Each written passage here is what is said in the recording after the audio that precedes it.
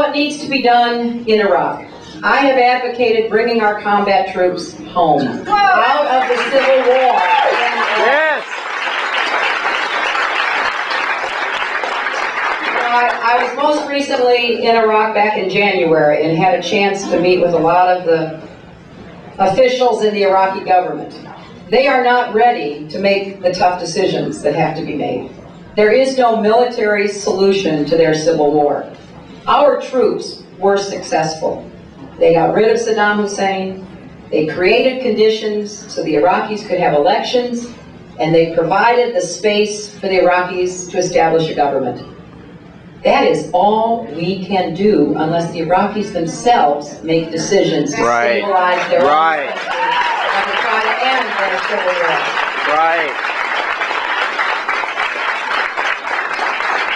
And I have said that if the president does not end our involvement in Iraq before he leaves office as president, I will. Because I think it has to be at the top of the list for the next president. But so does so much else.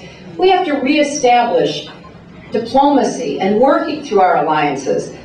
You know, when I look around the world, I see examples of where American efforts finally did pay off.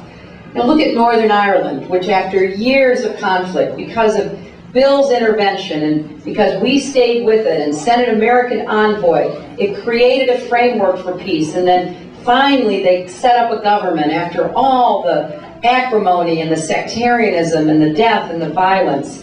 Look at what happened in the Balkans. I know there are people from Albania and there are Kosovar Albanians here. Because the United States worked with an alliance, worked with our friends in NATO, we were able to rid the Balkans of Milosevic and give people a chance to escape from ethnic genocide.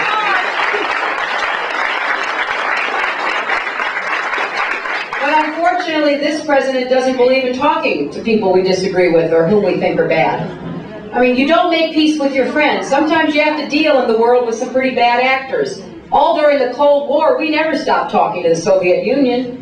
You know, they had leaders who said they would bury us. They had thousands of missiles pointed at us. They ran wars against people, invaded countries. We never stopped talking. Did that mean we agreed with them? No. Did that mean that we in any way backtracked from our values? Of course not. But that was smart, because then we understood how to influence them, and we sent a message to the people trapped behind the Iron Curtain not to give up hope.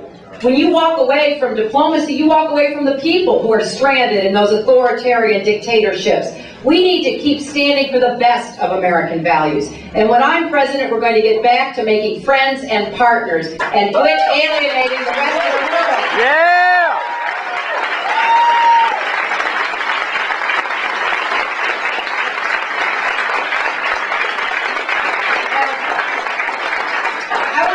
With this story that really kind of sums up what I hope to do as president. My good friend and our former Secretary of State, Madeleine Albright, was asked. I love telling Madeleine that as I travel around the country and mention her name, people cheer. But she was asked to go to Europe in 1995 to commemorate the 50th anniversary of the end of World War II, and she was thrilled to do it because, as some of you know, she was born in the former Czechoslovakia. Her family confronted Nazism and communism. So going back was a very personal journey. And she traveled around Europe, and particularly in Eastern Europe, and in what is now the Czech Republic. And as she traveled, she kept seeing American flags everywhere. Nothing unusual about that, except when she looked more closely, she realized they only had 48 stars. So she asked people, where did you get these flags? And they all told her the same thing. When the American GIs liberated Europe, they passed out these flags. Because remember, in those days, we didn't have Hawaii and Alaska as states. And so Madeleine said, well, why did you keep them? And they said, well, we kept them, because we really valued them. And it was hard. We passed them down from grandparent to parent to child. And if we'd been found with them, we could have gotten into trouble because the Soviet occupiers would have thought it was a serious breach. So Madeleine said, well, with that kind of risk, why would you have kept them? And they all said the same thing, because we love America, and because we love America's values. And we hoped that some days we would be able to live like you live in America. I want to be the president who restores that feeling about our country around the world, and I want to be the president who restores that feeling about ourselves here at home. Yeah!